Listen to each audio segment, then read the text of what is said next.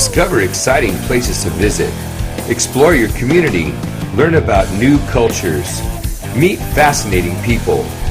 Find the exotic. There are hidden treasures wherever you go. Travel, learn, take a day trip in your city, or hike in a rainforest. There's so much to see and share. What are you waiting for? Go on a journey.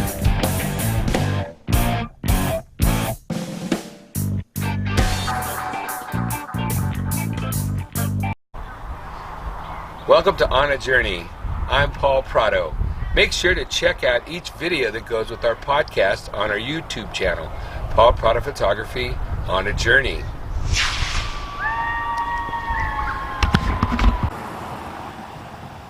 Here we are in Sweet Springs, in the coastal town of Morro Bay. Sweet Springs Nature Reserve, Morro Coast Audubon Society Sanctuary. I've come here so many times that I've never really focused on the sign, but I know that this property was donated and now I believe it's here for perpetuity. If we want to pan over here, we had some really crazy storms and looks like we've had a lot of trees come down. So now we've got free firewood. Let's take a look at the trail. Let's see what the sign says over here.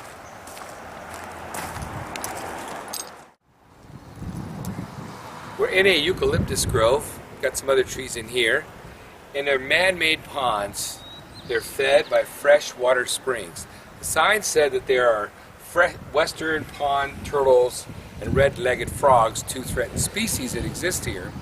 But we've seen black-crowned night herons. They roost here, they have their babies here, pintails, egrets, great blue herons, the peregrine falcon, turkey vulture. A lot of birds come here as they stop over on their migratory paths. It says, enjoy watching, not touching the turtles or frogs. They usually hit the water before you get anywhere near them. Let's go on down the trail. And we have a belted kingfisher. I think that's the signature bird here. They're pretty skittish, kind of goes back and forth. It's got that rat-a-tat-a-tat sound. Let's see if maybe we can spot it. It's just beautiful out here. Take a look. As tall can be. They've even got a pair of great horned owls out here. We'll see if they're still here right now.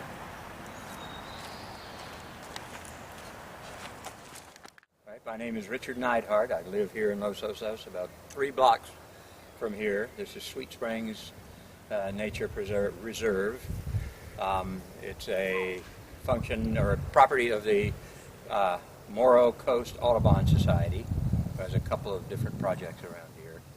And I'm a member of the Audubon Society, and I spend a lot of time down here. What could we see if I have my listeners and those of us watching the podcast or listening to the podcast, watching the video? What could they see here, or let's say now coming up into spring and summer? Well, spring and summer, we lose a lot of the shorebirds and the seabirds that come in and spend the winter here. Okay. Because they're heading on up now to their breeding grounds up north, so we won't see those.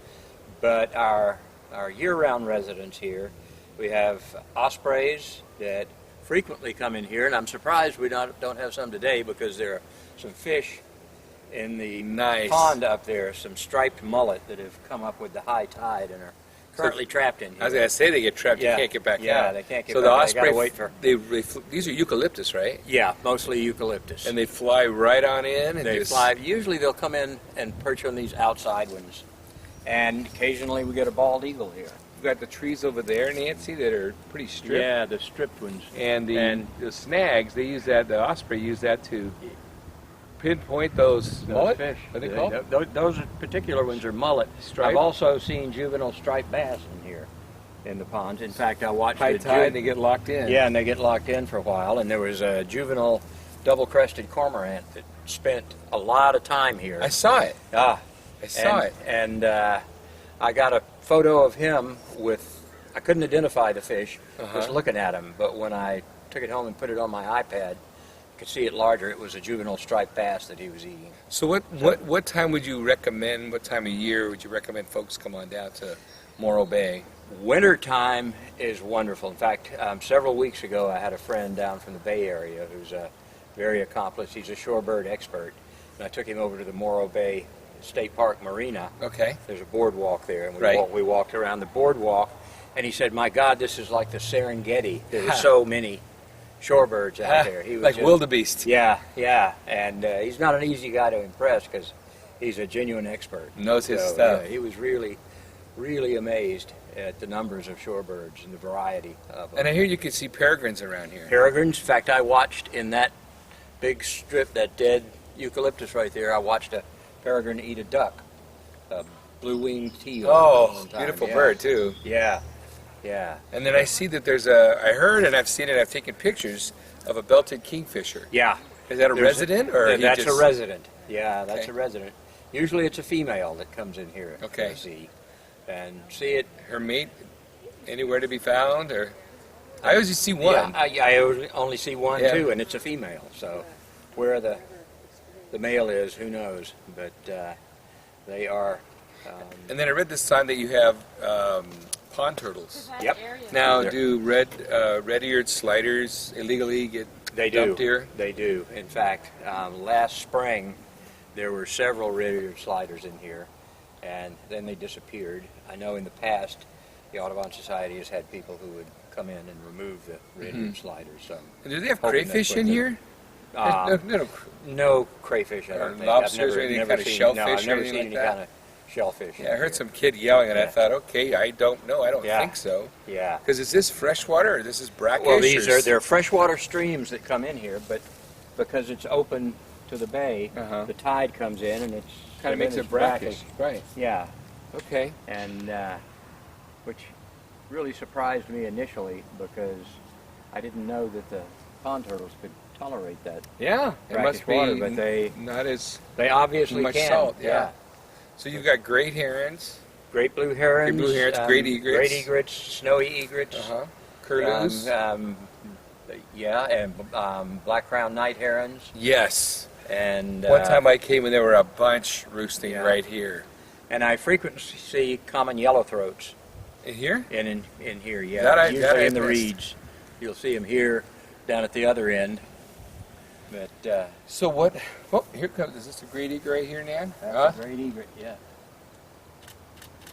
that surely is beautiful and out. Oh, yeah. So do you know how many acres this might be? This little piece? I think it's 27 acres. I'm not. And how did positive it of come that. to be? As I understand it, the land was donated Mm-hmm. That's what I heard by too. someone. Yeah. Right. And So that it would then stay the in Audubon perpetuity. took it over. Yeah, Right. the Audubon took it over, and the far end of it, up to the road up there, is not open yet. They've been in removing invasive species, Okay. and replanting with native species, but it's going to open pretty soon, and it'll be a little different habitat because it's kind of more coastal scrub. Right. I was gonna say scrub. Yeah. Right. And then I heard some great horned owls over here Yep, a month or yep. so ago. I saw, I believe it was the male, Yep. and he was calling out. Yeah, He's there have been. hoo-hooing. Yep, there have been great horned owls that nest in here frequently, And did they fledge? and none this year. None this year. None that they didn't nest this year. Okay. Not in here. Because I heard him calling, Yeah. and I saw him, and I got these bad pictures because it was dusk, and I was just Yeah. hiking through, didn't have my equipment, and of course, I Yeah. have it, but it's blurry. And last year, the last spring, there was a great horn nest in here and a red-shouldered hawk nest. Okay, there's And some they- sort of a hawk nest yeah, now. Yeah, and neither of them fledged. I think maybe they were too close to each other, so they both left. Uh-huh. I'm not sure of that. That's a But, shame. yeah, it is. It Yeah. really is. And we had another nest in here a few years ago, and had chicks in it, and people, mostly photographers, Mhm. came in and just getting too close, harassing them to get the best photos, Yeah, and ended up losing the chicks. that's a shame. Yeah. So what would you say to folks if they wanted to come, I don't know, fall? What's that, September, October? Late fall and winter, in my opinion, is the and you just see... most spectacular time here because of all of the birds that overwinter on the bay. Because I've seen some pintails in here. in this little pond. I've definitely seen mallards. And blue-winged teal, Blue-winged green-winged teal, reddy ducks. Just, I've seen northern shovelers. Yes, Just, yes. You know, And then you have out here, what is this out here? This little sand in front of this platform. Oh, the across the bay there? No, right here. Right here. Was it what the platform is? Yeah, yeah. And then you look down, there's just a Oh, shoreline? there's just a shoreline, yeah, yeah. Okay. Just the shore. It's really, and that's a good spot in the winter. Uh-huh. When the tide's out a ways, you get a lot of shorebirds in there. Probing in the mud? Yeah, probing in the kingfisher. mud. There's the kingfisher. Oh, sweet. There's the kingfisher, yeah. How sweet. Listen to her. I'm saying it to her, yeah, it's her. How sweet Yeah. is that? That's sweet. Sweet always Springs, like that. no pun intended. Yeah, yeah, Female belted kingfisher resident here yeah, yeah. at Sweet Springs in Morro Bay, California. Yep, a lovely spot. The Audubon also has another place, the 3rd Street Overlook. Okay. If you go to the end of 3rd Street, Mm-hmm. there's a little, well, it's a viewing platform like that. It's got a roof over it. Oh, really? Mud flats down. It's in the estuary part of the bay, over there, where. Well, here we are wrapping it up at Sweet Springs in Morro Bay, California. Richard Neidhart. I hear another kingfisher. See, you have to interrupt an interview. Yeah, you have to interrupt for a kingfisher. It's right there, Nancy. I'm interrupting this. It's right there. Right there. See it on the snag sticking out?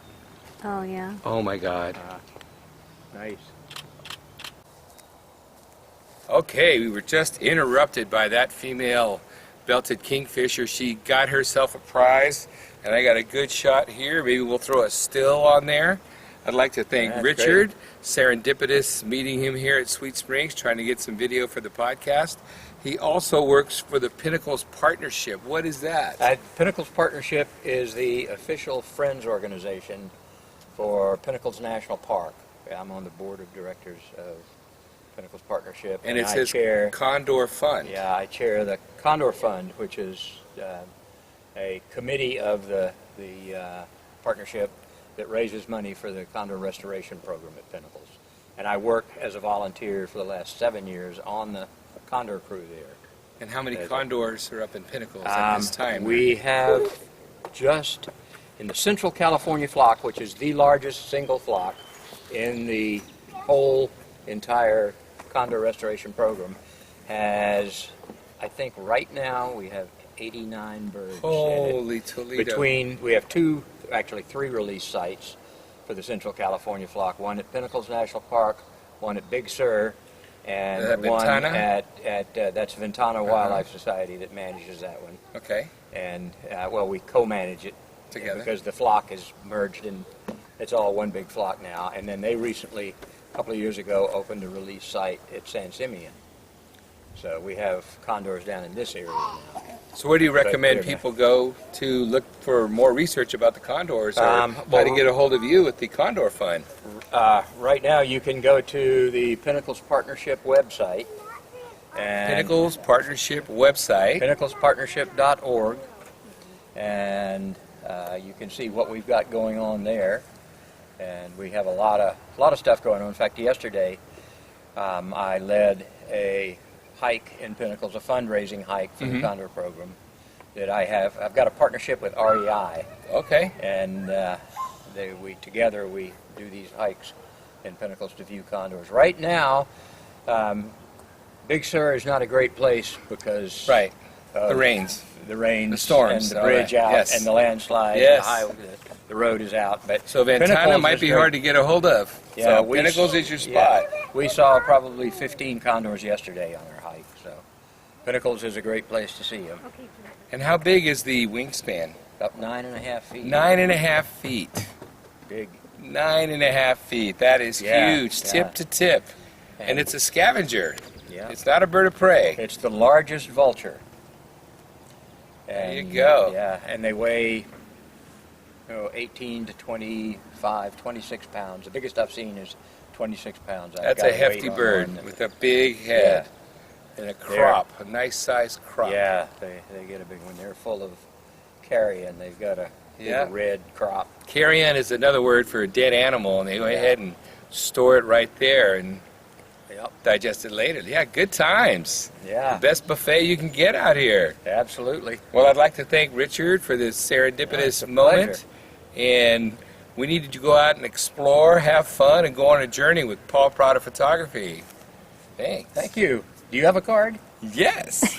Well, that was a fantastic visit here at Sweet Springs in Morro Bay. It's a great little park here for bird watching. Very serendipitous to meet Richard Neidhart of the Pinnacles Partnership. Not only did we learn about condors, we learned about kingfishers and the whole area around here at Sweet Springs. Got to come on out here to Morro Bay and check it out. Go out and explore. Sweet Springs was just awesome, wasn't it? You definitely have to go out there and see the eucalyptus grove and the different birds that hang out there. Whether you're in Morro Bay or all along the Central Coast, you might get the chance to see one of the coolest, cutest marine mammals around. I'm talking about the southern sea otter. What a better place to hang out than with the otters at Morro Bay in Morro Bay, California. This year I was out there and there are dozens and dozens of pups yipping all over the place. Mating season usually happens around October to January, and then again a couple months later, and then all of a sudden, bam, everybody's having babies. During my visit in March, there were otters everywhere in the harbor. After giving birth, the mothers usually are the main caregiver to the single pup. Junior usually gets to stay around for about 6 months, then it's off you go to the wild ocean yonder. During that 6 months, though, the pup learns how to swim, forage, look for food, float, groom, and well, it learns how to basically survive in the Great Pacific Ocean. This cuddly creature is about 4 feet long from tip to tip. The males log in at about 60 pounds compared to the female, which weighs in at about 50 pounds. Believe it or not, this swimming marvel has to eat up to 25% of its weight because it's not snacking at all the great snack shacks and restaurants at the different ports. They have little to no blubber, so they have to eat quite a bit to keep their high metabolism going. To maintain this, though, the otters have to eat from 1/4 to a half a day just looking for grub. That's crazy. But what do they eat? This ocean carnivore likes to dine on crabs, snails, clams, mussels, and other invertebrates. Their favorite food of choice, I think, might be the sea urchin. This little wonder of the ocean is a keystone species. I learned that term recently. That means it's a really, really important animal for the area. Even though there might not be a lot of them in the area, they play a key role in keeping the kelp forests, seagrass beds healthy for everything to survive and for everybody to just have a great time there in the ocean. These type of areas, they provide nurseries and habitats for many species. The otters eat the sea urchins, which in turn eat the kelp. The kelp stays and the healthy plants provide oxygen, the plants prevent erosion along the shoreline, and everything is just hunky-dory. At Moss Landing and other estuaries or sloughs, the otters eat the crabs. When they do that, the sea slug is able to do its business eating plant-choking algae. So everything is thriving and running awesome. Like I said, it's a keystone species. Another characteristic that makes this unique creature awesome is that it's got the densest fur of any animal out there. Their fur has 1 million hairs per square inch. I told you that was dense. Humans have a little less than 100,000 hairs on our heads, so you can imagine what that's like. If an otter isn't swimming, it's probably preening, cleaning, and fluffing their fur. They have their little paws rubbing on their faces, rubbing on their fur as they roll around in the water, scrubbing all over the place. It's really cute. It looks human-like. To help keep themselves warm and waterproof, they groom up using oil from their body. The otters also blow bubbles, air bubbles, into their fur. Doing this makes like a layer of insulation. This grooming keeps the water-resistant fur in tip-top shape. If you look at them, if you're able to see them or you get close or even watch a video clip, they look wet, but I don't think they really aren't. You'll have to go down to the coast and see what I'm talking about, or go down to an aquarium. What's sad though is that when there's an oil spill, the otter gets covered in the goo and the fur loses its ability to be waterproof. Hypothermia can set in, and then we lose our otters. And for a while back, they were hunted for their pelts and their fur, their meat, and they were almost extinct, but it made a huge comeback. Before we move on though from this furry, cute little creature, here's another otter factoid for you. The otters of the Central Coast, which is here in California, don't eat fish. That's right. Told you earlier, the crustaceans they eat, but they don't eat fish. They get a little rock, they hide it in their armpit, and they bash it open on their chest, and they have a great old time. So you got to go down there and see the mommies with their babies. Along Highway 1, further on down the road, at an area called Piedras Blancas, you'll be treated to another awesome marine mammal. You probably won't find this animal as a toy in the arm of a young child, but nevertheless, it's a beautiful creature of the Golden State. That's right, the northern elephant seal. These beautiful behemoths, with the males weighing some 8,000 pounds compared to their female counterpart, at 2,000 pounds, can be just viewed strewn along the shoreline and stacked up below rocky hillsides by the ocean for a good part of the year. The male elephant seal can grow as long as 16 feet. That's incredible. Where the female max is out at about 12 feet. And the babies, the pups, will measure a little more than a yard in length, 4 feet, something like that. While this large, cumbersome, uniquely shaped creature may seem clumsy and sluggish, do not underestimate its speed and intent. When you go out there, you'll know exactly what I'm saying. During mating season, the giant bulls, which, like I said, can weigh in up to 8,000 pounds, lay about in the sand watching their harem pup breeding consorts. So they're just lying there, and you've got these young males skulking about trying to make a move on the harem. When this happens, the huge, enormous bull rears its head and makes a loud conk, conk, conk, conking sound with its humongous nose or proboscis. Then at a moment's notice, it just blazes across, crushing babies and things like that. After the pups are born in this area, some of them just don't make it. The moms are weaning one pup, and usually another pup suffers, so they perish. And we've got the turkey vultures and the various seagulls cleaning up the mess. They're a vital part of the ecosystem because they remove the bacteria and germs that are not needed for the sand and the habitat, floating in the air and things like that. These little cherubic pups, you can just see them like someone filled them with air, and they're just stacked on each other, screaming and yelling and jousting, trying to get position.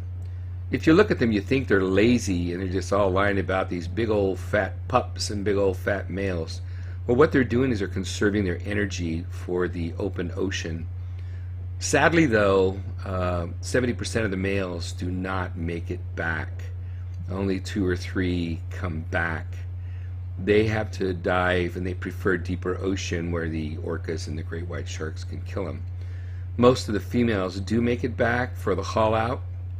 They haul out at the beach at a few times a year.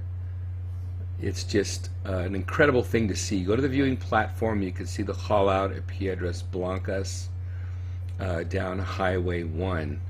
It's just beautiful, it's majestic, you've got waves crashing, and you've got hundreds and hundreds, if not thousands, of elephant seals just hauling in and out of the sea, growing, fighting, mating, birthing, dying, and then going back into the ocean blue.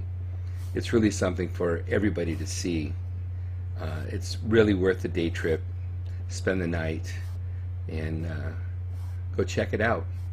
When you're cruising also along Highway 1, you might get the chance to see this humongous brown bird of prey, and you're like, that is not a hawk. It's a golden eagle. It's got a huge beak. This gorgeous bird, it's got about a 7-foot wingspan, and the talons are just lethal. This beautiful raptor of North America, one of the largest, can be seen perched on street signs, highway signs, posts, and snags. They occasionally get harassed by red tails, falcons, and other birds that just don't want them in the area for good reason. So they go around hunting squirrels, rabbits, other small mammals, and it's just another delight that you will experience when you go down Highway 1. It's just a great experience, in my opinion. I'd like you to go to my YouTube channel, Paul Prada Photography on a Journey, subscribe, and check out the other adventures that we go on throughout California and sometimes all over the world. We appreciate you watching, we appreciate you listening, and we want you to go out there and go on a journey. Take care.